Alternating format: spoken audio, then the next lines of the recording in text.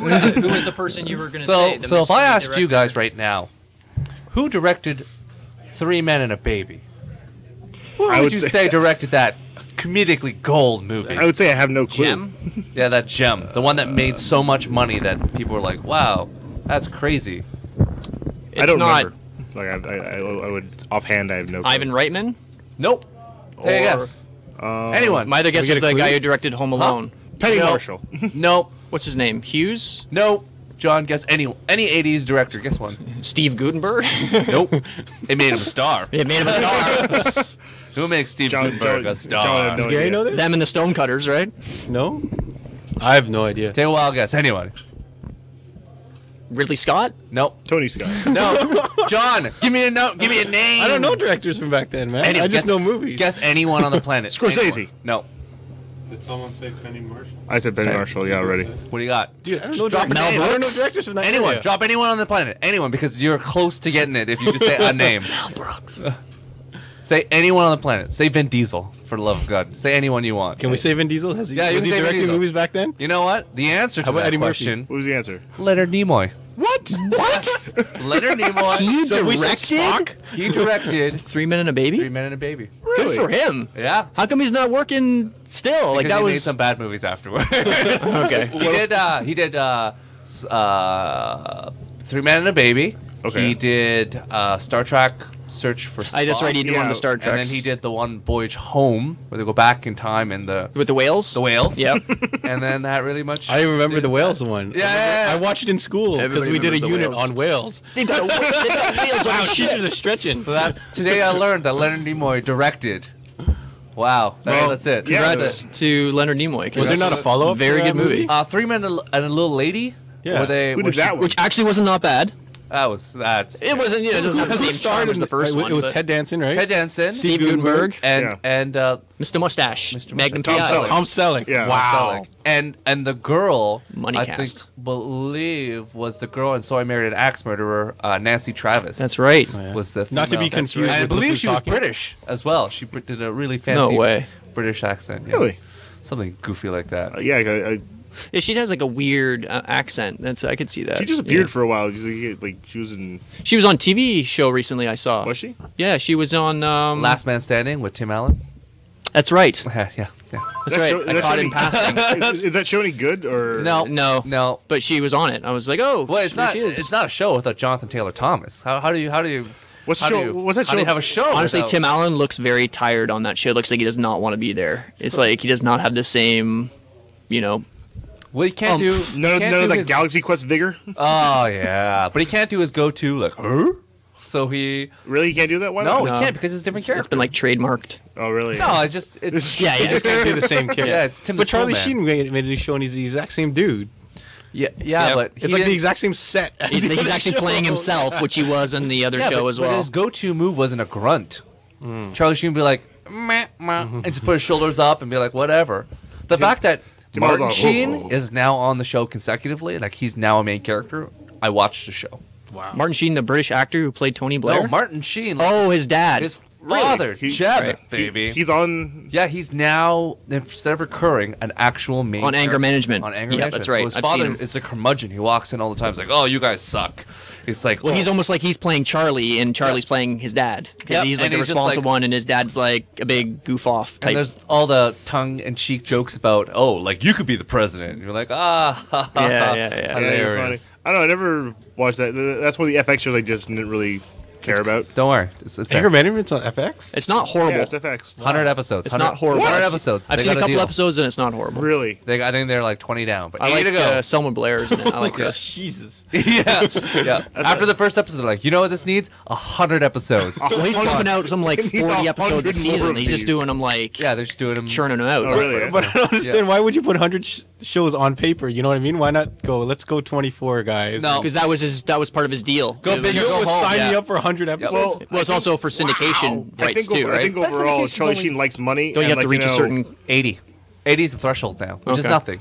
Because it used to be Used- like it used 5 to be years. 100. Yeah, it used to be 100. But now it's 80 at 80. what 12 episodes a season or 16? Yeah. Well, actually, a sitcom would probably be more than that. Well, because before it used to be, you have to have, like most shows were like what 22, 26 episodes a season. So 26 episodes times 5 years, and then That'd be it. But shows don't survive that long anymore. So No, we'll talk and they about- don't film that many episodes in a season typically. Like, we'll talk about my dismay to that later. But let's get to the comics. Like Arrested Development. Meanwhile, in Comics. the Comic Book Heroes World studio, we are here today, Andre Les, nonetheless, to talk about comics. Someone loves God of War. New God of War. To be expected. Who are they fighting? Who's he fighting now? the Norse gods. The Germans? Like you, Just straight up. yeah, maybe zombies or robots. Lots of bad dudes. Gundams. Who knows? All right, we're gonna start off with what's a bigger stack, DC or Marvel this week? I think Marvel's a little bit bigger. No, but it's. I think DC. I got a trade here on the bottom. I got a tree here on top. You see. I can go first.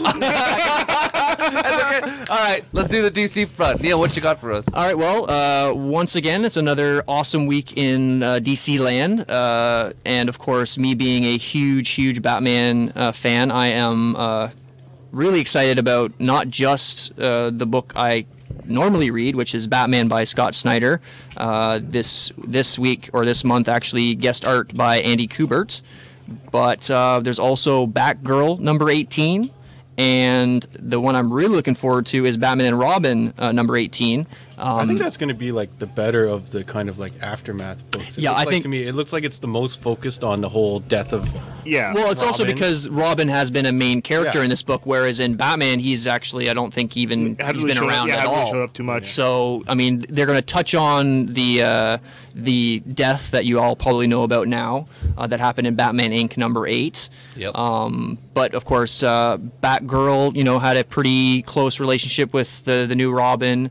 But yeah, like the one I'm really looking forward to is Batman and Robin number 18. Apparently, it's an all silent issue, so there's no words, no text at all. It's just art, basically telling the story of either, I haven't read it myself, but it's either how Batman's sort of coming to grips with losing his son, or him kind of reminiscing about their adventures together and maybe where things went wrong. So I can't recommend highly And more. this was done on purpose, right? Yeah, Like yeah. back in the day, G.I. Joe, the silent issue, they ran out of money. they ran it without text. And Yeah, I everything. think It's cult DC's favorite. Well, now the thing is, I find like a silent issue of a comic book has become like next time on a very special, and then whatever goes on. So like, I remember Marvel had the whole like Enough Said month, which was a whole silent month, and then now like having a silent issue something, it's a big deal nowadays. Yeah, and I think I like it too because it's a bit, it's almost like paying respect and like the sort of moment of silence, Yeah. that sort of thing. So is I it- just like how it fits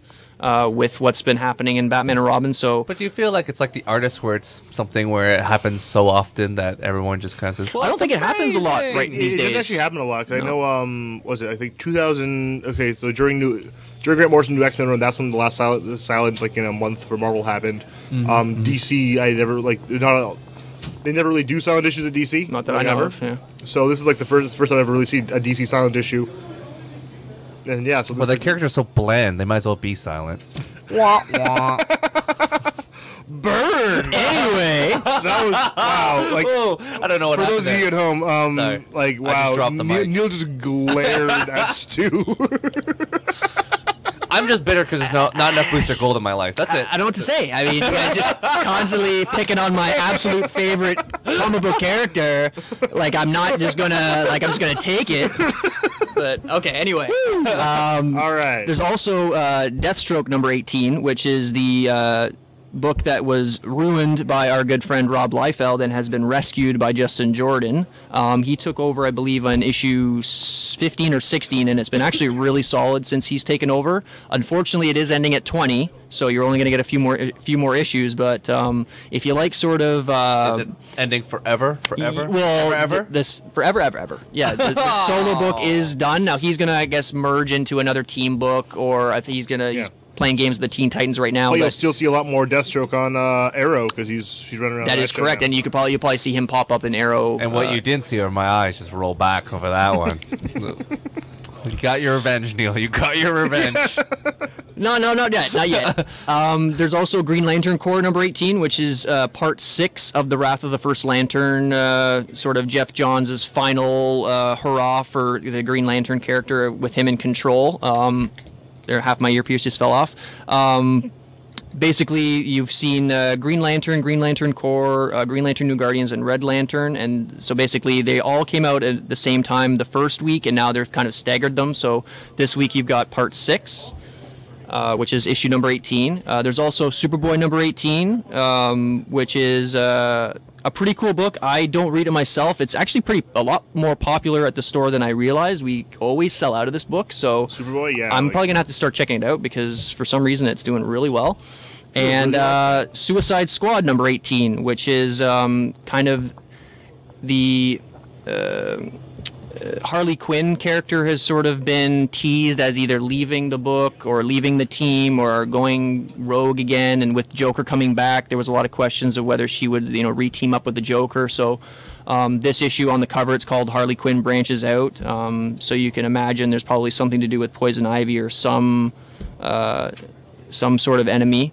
And finally, the trade that's out this week is the Earth 2 Volume 1 hardcover, which covers the first 6 issues of the series, and this is another great series. I'm a huge fan of the Age of Apocalypse series on Marvel, and what they've done, what they did in that series, and DC's sort of taken that and kind of run with it. And I don't think I'm spoiling anything when I say the Trinity of Superman, Batman, and Wonder Woman bite the dust early on in this book. And it's basically the rest of the Earth 2 heroes have to sort of figure out, okay, well, who's the alpha dog now? And you've got the Green Lantern story where Green Lantern, there was the whole, I don't want to say controversy, it's not the right word, but there was the whole news story around him having, wanting to get married to his boyfriend, and then his, Alan Scott, correct? Alan Scott, that's correct. There's the new version of the Flash, and then as I mentioned a couple weeks ago, there's now currently Dr. Fate. So if you haven't been reading this book, we do have a lot of the back issues. However, we don't have issues 2 through 4, which basically this trade covers. So if you want to get on this book and want to check it out, highly recommend it. And we do have the trade out now. So not a huge week in DC, but like I said, the Batman stuff is definitely worth checking out. It's all got the Requiem kind of logo pasted on the front, so there's no mistaking it if it's dealing with the Robin aftermath or not. And also, we'll probably touch on this a little bit later, but Scott Snyder has announced that the new big arc that's coming, starting I think issue 21, is Year Zero, which is Zero Year, which is basically kind of Batman's origin slash, basically the stuff he was doing while he was learning to become Batman. I think it's more going to be almost about what happened before 52. Yep. Before the kind of 52 starts, because again, when Batman starts the new 52, it's just it's jumped right into. Yeah, they're already going at 60 miles an hour, and they don't really touch upon the motivations. Now it's kind of a way to kind of backtrack a bit and kind of see what's going on. Yeah. As well as that new Superman he's gonna be doing. Yep. Awesome. Which looks pretty awesome. I finally saw the cover, the first cover art for poster. I was saying everything's gonna tie in. I think this huge kind of story developing about this. I'm like. Pretty cool. Yeah. And then everything Scott Snyder's done so far has kind of tied up nicely at the end. So, there's some worry. I think he's announced that this latest or this newest arc is going to be about 10 or 11 issues, and people are like, oh, it's a long road to hoe. But I like that kind of storytelling, and it worked for Court of Owls. Yeah, exactly. Well, again, to me, if it's an arc a writer's working on, that's fine.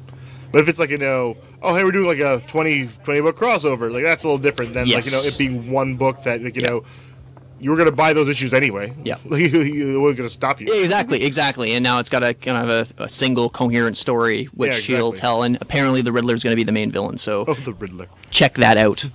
But yeah. So I'm going to talk about what's going on at Marvel this week. Again, lots of goodies. Yeah, a lot of good stuff.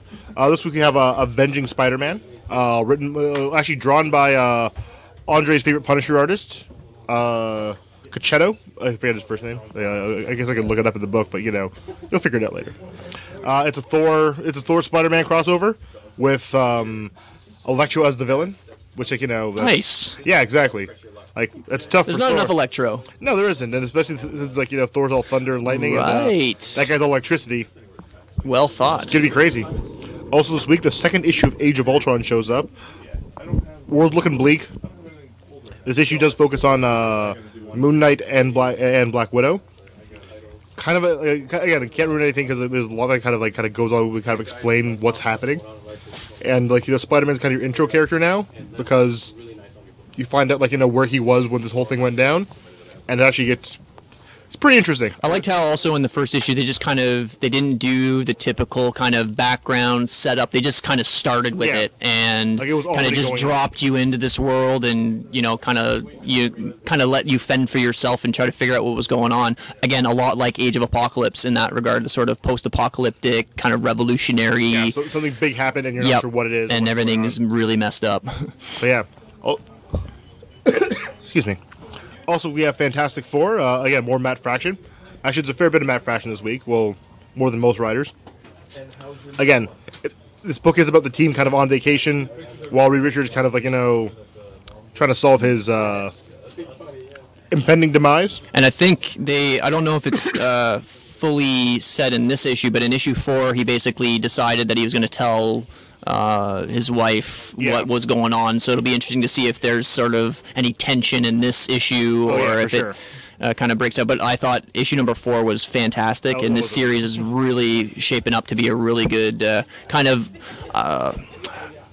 I don't know, kind of almost like an all ages book. I could definitely recommend it to younger kids, but also it's got a lot kind of cool stuff for people my age and the regular fan. Everyone can kind of get on this and have it really work as opposed to being okay, you have to be a certain age to read certain books. Fraction's killing it these days. Yeah, and also this week we have the new Secret Avengers, where Nick Fury Jr.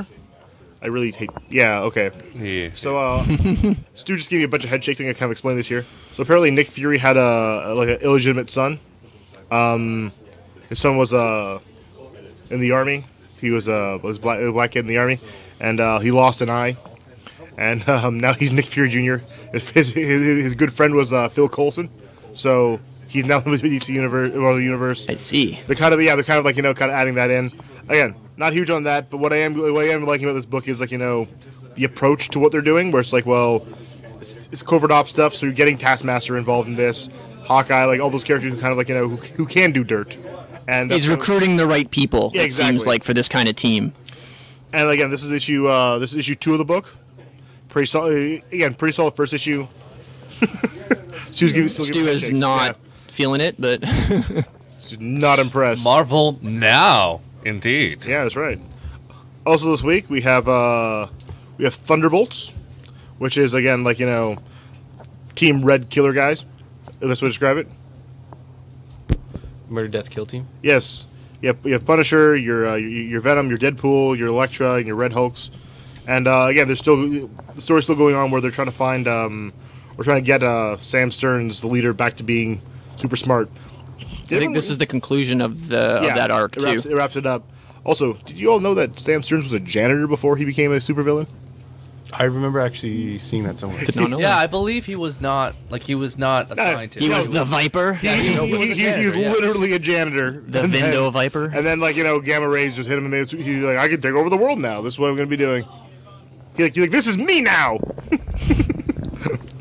But this book actually has been getting better. It kind of started off a little slow, it felt like a big kind of mashup at first, but now the story's kind of settled and the team is kind of settled. Yeah, and it looks like they've kind of found their footing, and I have big hopes for this one, especially since apparently is it Phil Noto? Somebody's taken over art duties on starting the next issue, and it's somebody I'm a big fan of. I can't remember. I'll have to check it out again. Actually, what's really been crazy about Phil Noto is I've been following his Tumblr, and what's been really awesome is he's been doing these kind of interesting snapshots of the Marvel Universe.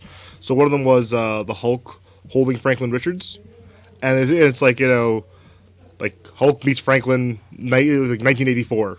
Nice. So it's interesting, just pictures from almost like family album type.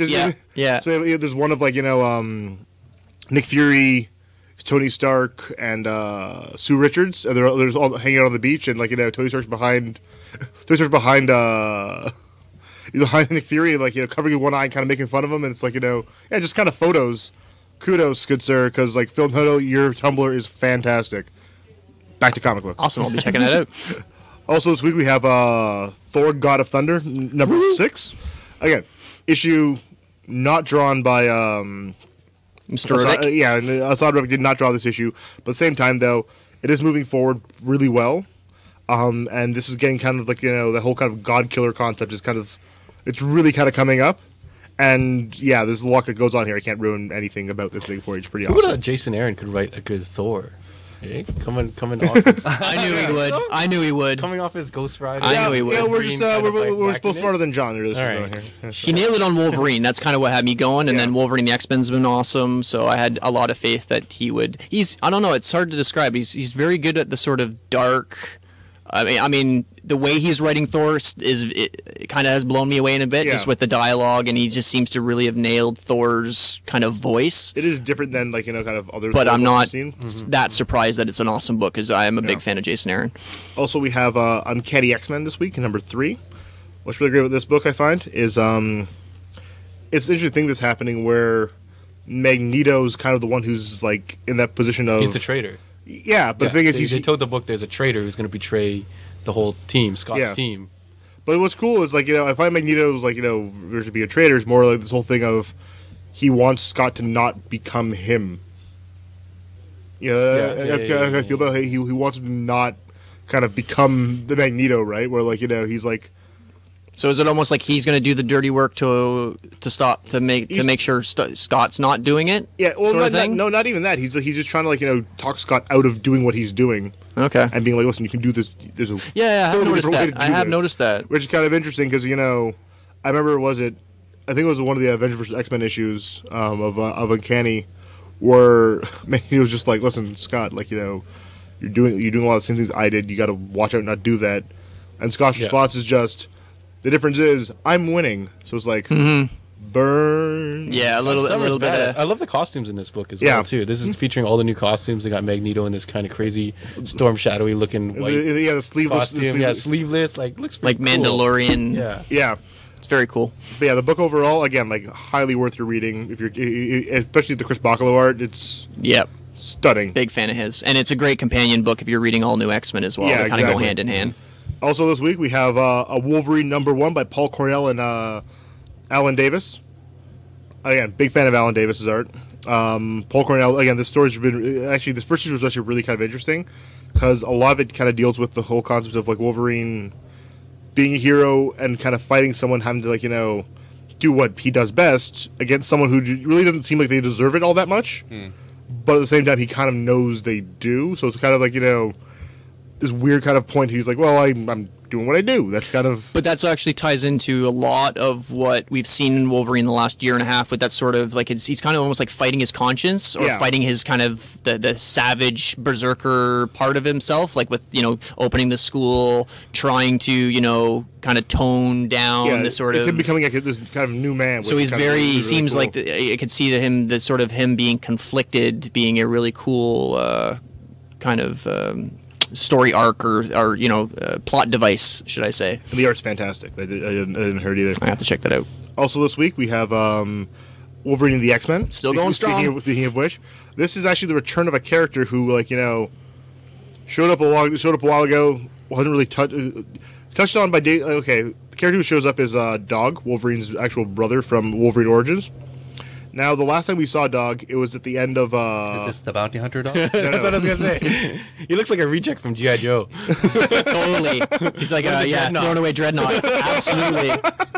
Get out of here, you. Oh, those Dreadnoughts. Well, he's Canadian. I don't know if he has that kind of weird... Fair enough. Right. A Newfie voice, maybe. Yeah, well, the whole thing... Remember the X-Men cartoon where Wolverine had the Australian voice? Yeah. It had really good animation, but just nothing happened with it. And it was funny because I remember the cartoon. He used to sharpen his claws just all the time. He'd be talking to people like, "Hey, what's going on?" Just sharpening his claws. He'd pick up a sandwich with it and just hang out. But anyways, so Dog is Wolverine's actual brother who when he first got his claws slashed his face. So he has 3 scars across his face because of Wolverine. As does everyone who fights Wolverine. But he survived. He's not a corpse with 3 scars on his face. Doesn't he have powers as well? No. How is he alive then? I'm getting to this. So in the last Jason Aaron book before this with Wolverine, that was Wolverine and Spider-Man, the Astonishing Wolverine and Spider-Man. Switch bodies? Not switch bodies. That'd be a hilarious movie, by the way. That happened in Ultimate X-Men. on the Ultimate Spider-Man, where Jean Grey puts Wolverine's mind in Spider-Man's body. It was a fun time. It was a really fun Check it time. out. But then, actually, that's in the volume called Jump the Shark. It's actually pretty funny. But he shows up, and that's when Wolverine and Spider-Man are traveling through time, and then he kind of shows up now because of that, and that's kind of where he is, and he's kind of working on a plan to get back at his shitty brother, and this is the issue where He's never there for him. Yeah, it's never there. Stole the redheads, that sort of thing. Ate all the leftovers. Yep. Just. But what's really great at this book is, again, local artist Ramon Perez is drawing the issue, and he brings some real beautiful flavor to this book for this issue for the flashback sequences. All right, we're flipping through it now, and it's got kind of like a watercolored. Yeah. Almost looks like a flashback, but I guess it is a lot of this flashback. book is a flashback. Interesting. And then when you get to the modern stuff, it's actually again really cool very as well. crisp. So again, highly recommended.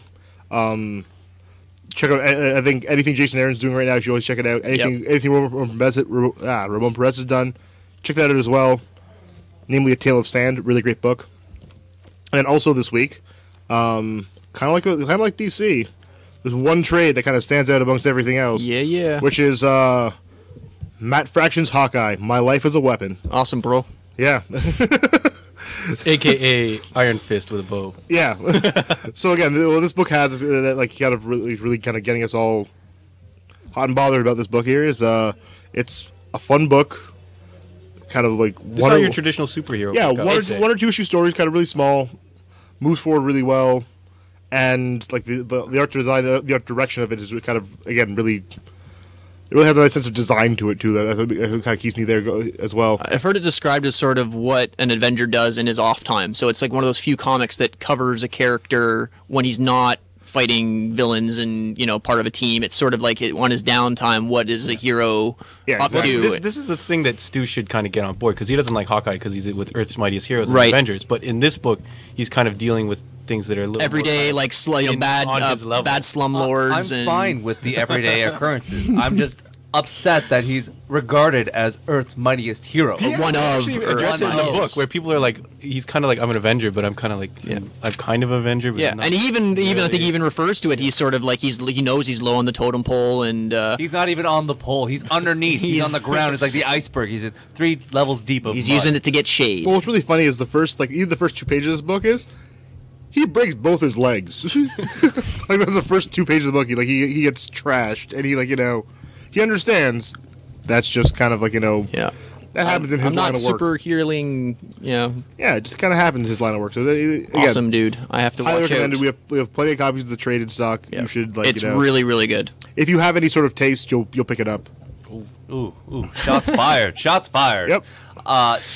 John, what do you got for us? Okay, so I got the kind of the obscure books. So we got the Image books that we have got in this week. I'm sure there's a couple other titles that came out. So if there's something you're digging from Image and you don't see it on our shelves, be sure to mention it to us. There's a lot of titles out there. We can't get them all, so we're trying to get all the good stuff.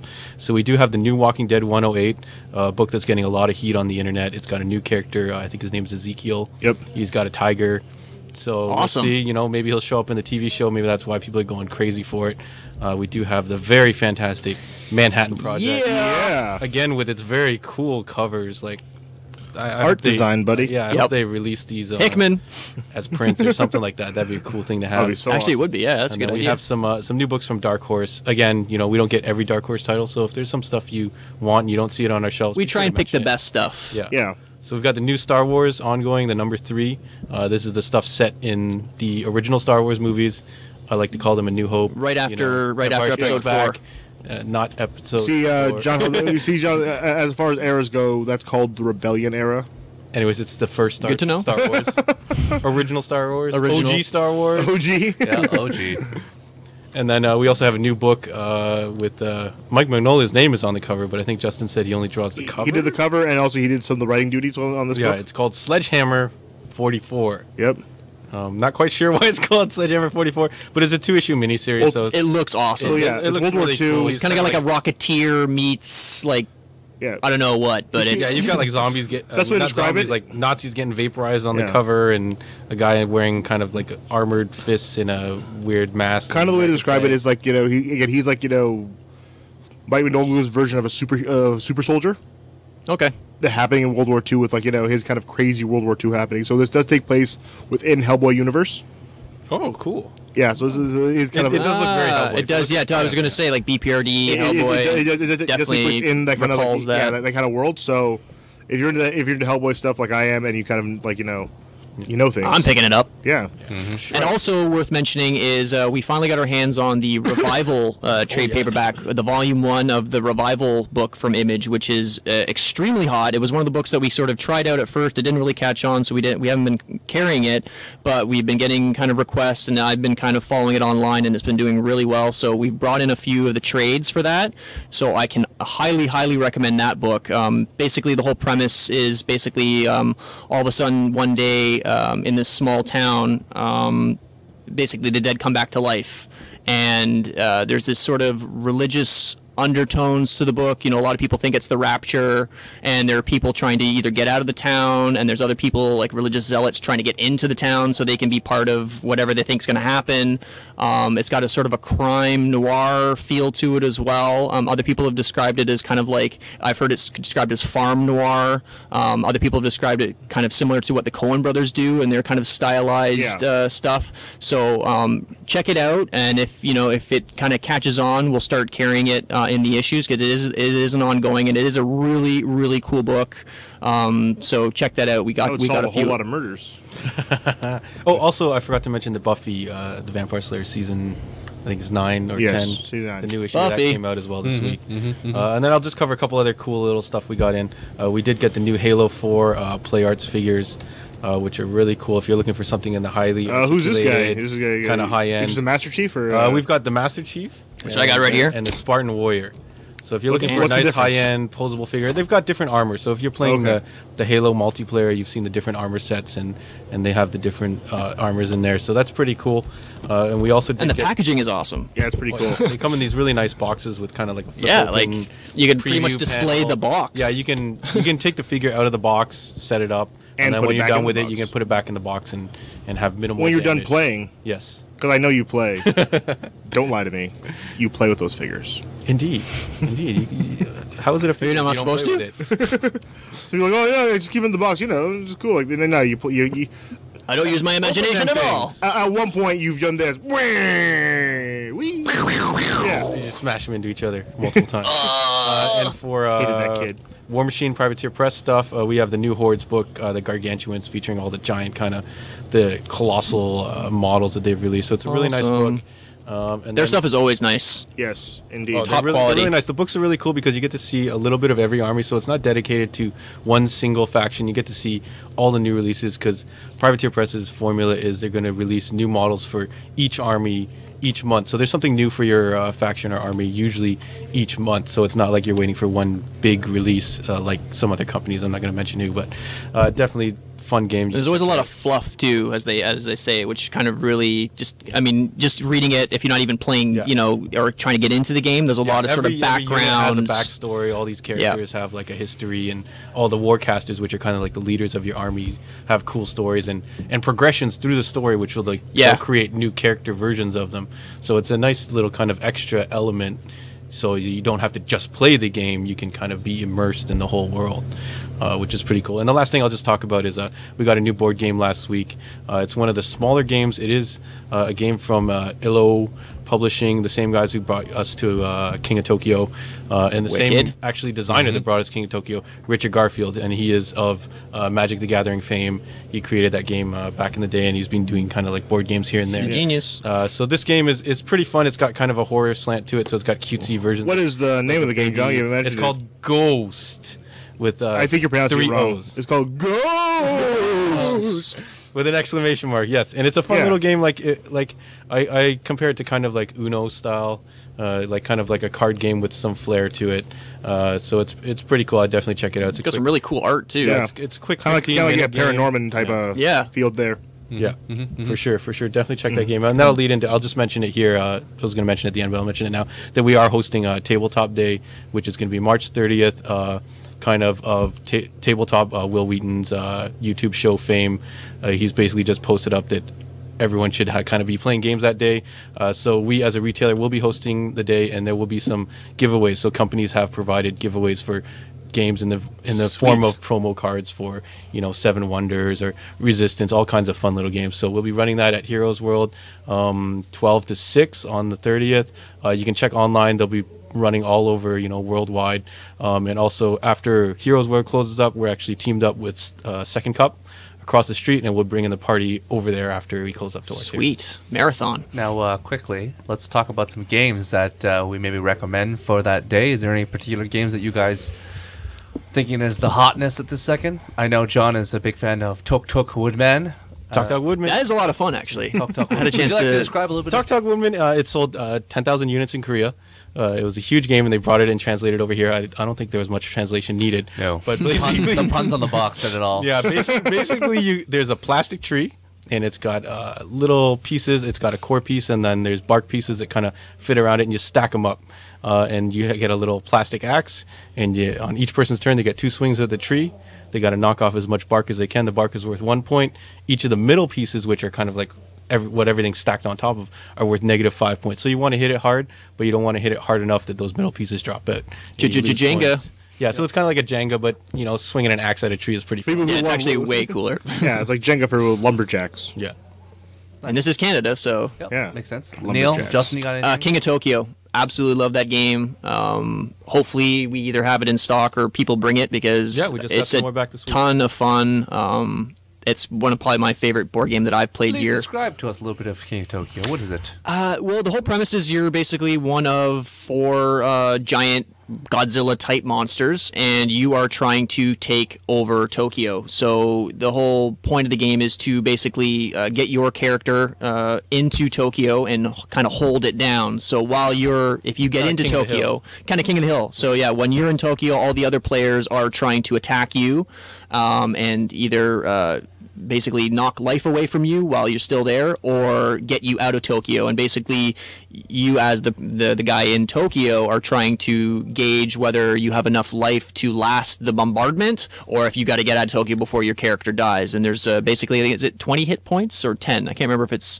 I think it's basically a +10 or -10. If you lose your 10 hit points, you're done. Yeah, and it's if you either 10 or 20. if you get to 10 or if you get to 20, it might be 20. If you get to 20, you win think the it's game. 20, yeah, So there's 20 this victory constant points. kind of balance. Yeah. But the other cool thing is there's these kind of community card deck that you're constantly adding to your character. So it's kind of special attributes, which get, if you get this, you gain 2 extra points and that sort of thing. It's kind of like a customization for your monster. yeah, and basically no 2 games are the same. It's a lot of fun. You get It is a dice-based game. I don't know if Neil mentioned that it is. That's right. It is a mostly dice-based game, and it's one of those games that you're constantly like shifting allegiances. So you'll be kind of teaming up with one guy to try and knock somebody out of Tokyo, and then all of a sudden he's in Tokyo, and you're trying to get rid of him. So it's just you're constantly kind of screwing with each other, and it's kind of a quick game. The games are between half an hour to an hour. They're over pretty quickly, so there's a lot of kind of repeat value in it. Yeah. And the fact that it is a dice game, like it has those moments where you'll roll something and everyone at the table will just be there's nothing that kind of like tops that. Like I enjoy Puerto Rico, which is a heavy strategy game, but there's very few moments in Puerto Rico where you're gonna see a result of something and everyone's just gonna go whoa. Yep. And it definitely had that. I think that's what I loved most about it. Justin? Again, last game I played, like I'd say, like it was last week I was playing it, was the great game Space Cadets. Game's awesome. What it's about is, again, it's a co-op it's a co-op game, but it's kind of interesting. It's broken into a series of kind of mini games, and what it is like, well, it's like you're on the starship, a starship. So one person's the captain, and depending on how many players you have, it's like, well, it breaks down to like someone doing either like weapons and shields and that sort of stuff. At each station is a kind of different mini game, so you're all timed. And you're trying to make sure you kind of It is a quick timer. It's like a 30-second timer. 30 seconds, So yeah. which makes it even more. So you're fun. you're locking on targets. You're blasting off weapons. You're doing all this stuff in kind of this really kind of small time frame, and it's fun. And again, the whole thing of working together with everyone on this game, it makes it so much more fun because you're like, well, like, damn it, Captain, we have to do this now. And it's like, okay. Well, you do have a captain that kind of organizes everything, so it's got that element of like a team leader.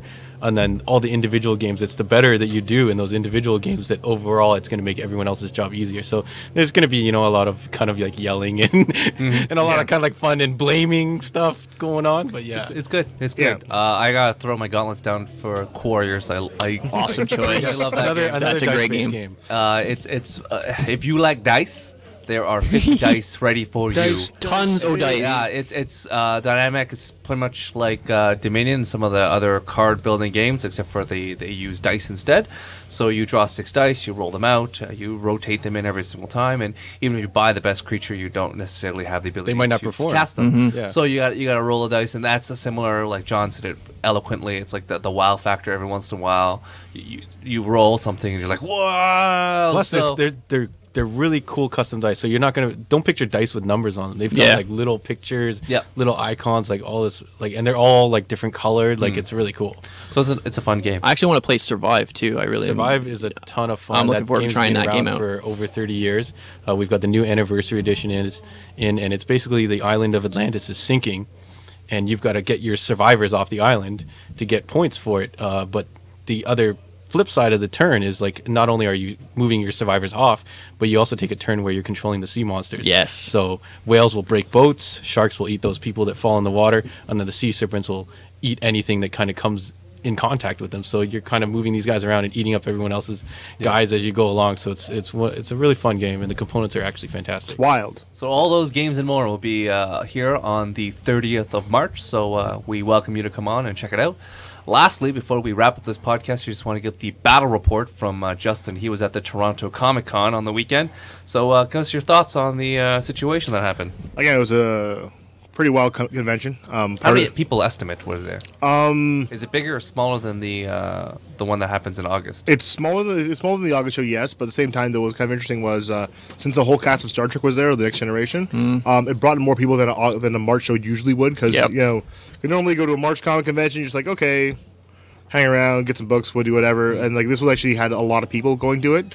What was interesting was the Star Trek, some people didn't have to buy tickets to the convention; they just bought tickets to see the Star Trek people, and that kind of happened after the show was over too. So they kind of had this kind of evening kind of like talk with these people. So it was kind of interesting to see that as well. That's kind of cool. Like book wise, I didn't find anything I needed. No one had any 2001 by Jack Kirby. Like shame on all of them. But again, like guest wise, again our local favorites, Mike Del Mundo, Marco were hanging out. Met some other new people. Also, Fearless Fred. He has his comic Two Ton that he's working on, and so I talked to him about that. And yeah, just kind of again went around, talked to everybody. It was more of a kind of a social Was the gathering. costumes more scandalous this time of year, or is it less because of the winter? Well, it's interesting because being just a convention and there's no actual Masquerade. cosplay, anything to do with cosplay. There's a lot of people who do cosplay. Is going around. I got into a conversation with a Dalek. Nice. It was a Dreadnought class. He had this huge cannon. It was green, and then it had that horrible grating voice, and it had 2 air cannons that it blasted me with. It was kind of weird. I was, So there was no after-hour activities. It just ended at 6 o'clock on a Saturday, doesn't this feel kind of odd? Well, it ended the show ends, and then again the Star Trek thing was going on. I think what I ended up doing, I ended up hanging out with like Mike and Marco for a while.